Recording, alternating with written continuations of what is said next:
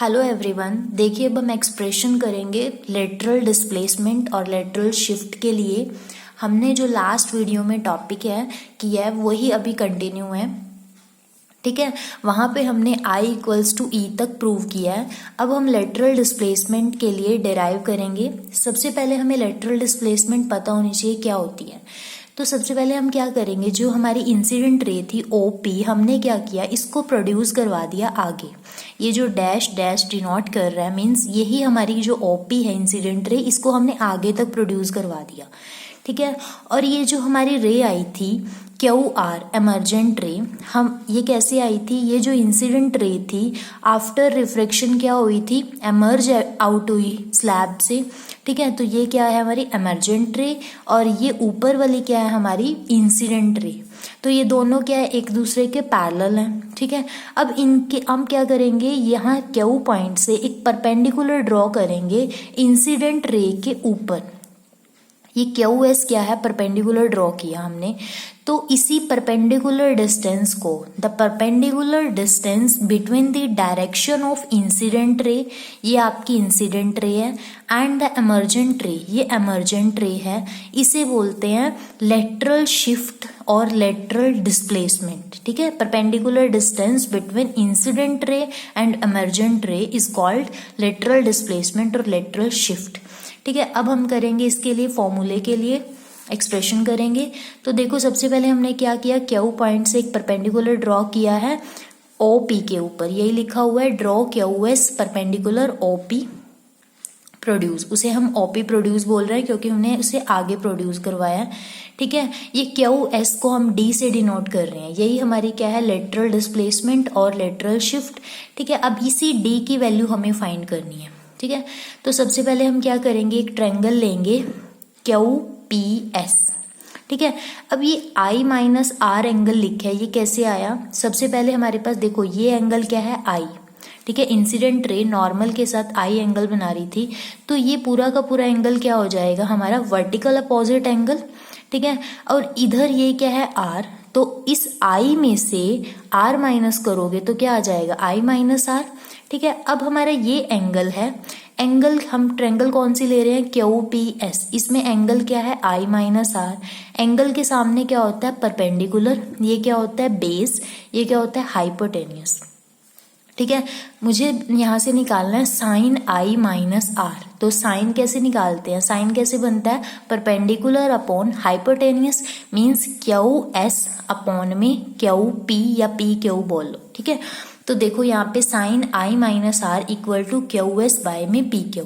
अब QS की value हमें पता है D से डिनोट कर रहे हैं, तो हमने यहाँ पे लिख दिया D PQ।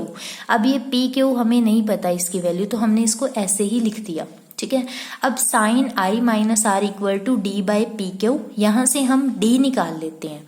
ठीक है, D को अलग कर लेते हैं, तो D इज इक्वल टू क्या आ जाएगा साइन I माइनस R और मल्टीप्लाई PQ के साथ कर लेंगे तो PQ sine I minus R। ये आपकी इक्वेशन नंबर 3 है, क्योंकि जो हम हमने लास्ट इक्वेशन की थी इसी टॉपिक की, वो इक्वेशन नंबर 2 थी जो I इक्वल्स टू E आई थी। ठीक है, ये हमारे D की वैल्यू निकल गई PQ sine I minus R। अब हम फाइंड करते हैं कोस R, और ट्रायंगल कौन सी लेंगे हम, यहाँ पे लेंगे N डैश PQ, ये ट्रायंगल लेंगे हम। ठीक है, तो हमारे पास देखो इसमें क्या है R है हमारे पास एंगल, R के सामने एंगल के सामने ये क्या हो जाएगी परपेंडिकुलर, ये बेस, ये हाइपोटेनियस। अब इसमें हमें फाइंड करना है कोस R, तो कोस R कैसे होगा, बेस बाय में hypotenuse means PN dash by में PQ। तो ये देखो P cos R equals to PN dash by में PQ। अब ये जो PN डैश है हमारे पास, ये क्या है T थिकनेस ऑफ स्लैब, तो हमने यहाँ पे PN डैश की जगह लिख दिया T, PQ ऐसे ही लिख दिया। ठीक है, अब यहाँ से हम क्या करेंगे, PQ को अलग निकाल लेंगे, तो क्या होगा हमारे पास cos R इक्वल्स टू आ गया T बाय PQ। यहाँ से PQ को निकाल लेंगे तो क्या आ जाएगा T बाय में cos R। ये आपकी इक्वेशन नंबर 4 आ गई। ठीक है, देखो आपकी थर्ड इक्वेशन में D is equal to PQ sine I minus R था, यहाँ पे PQ की वैल्यू की जरूरत है, तो फोर्थ इक्वेशन में हमने निकाल ली PQ। अब आप क्या करोगे, इस पी क्यू की वैल्यू को यहाँ पे पुट कर दोगे, तो ये क्या आ जाएगा, D equals to T sine I minus R by में कॉस आर। ठीक है, ये आपकी इक्वेशन नंबर 5 आ गई, और ये ही आ गया आपका फॉर्मूला लेटरल डिस्प्लेसमेंट और लेटरल शिफ्ट के लिए, T sine I minus R by में कॉस आर। ठीक है, टी क्या है, थिकनेस है स्लैब की। ठीक है, तो अब आपको यहाँ से देखने से क्या पता चल रहा है कि जो हमारी लेटरल शिफ्ट है, लेटरल डिस्प्लेसमेंट है, वो डायरेक्टली प्रोपोर्शनल है टी के थिकनेस के। ठीक है, तो ये आपका यहाँ पे टॉपिक कंप्लीट होता है अब।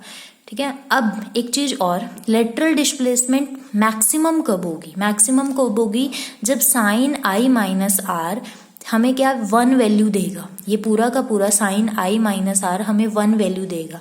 और 1 कब देगा, 90 डिग्री एंगल पे, मीन्स जब आई माइनस आर क्या हो 90 डिग्री, साइन 90 क्या हो जाएगा 1।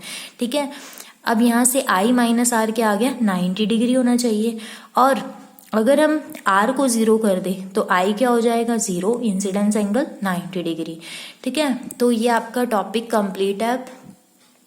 लेटरल डिस्प्लेसमेंट की डेरिवेशन भी हमने कर ली है, और लास्ट वीडियो में हमने रिफ्रैक्शन ऑफ लाइट, ठीक है, थ्रू ग्लास स्लैब की थी, वो भी हो गया। मतलब अब ये टॉपिक आपका कंप्लीट हो गया।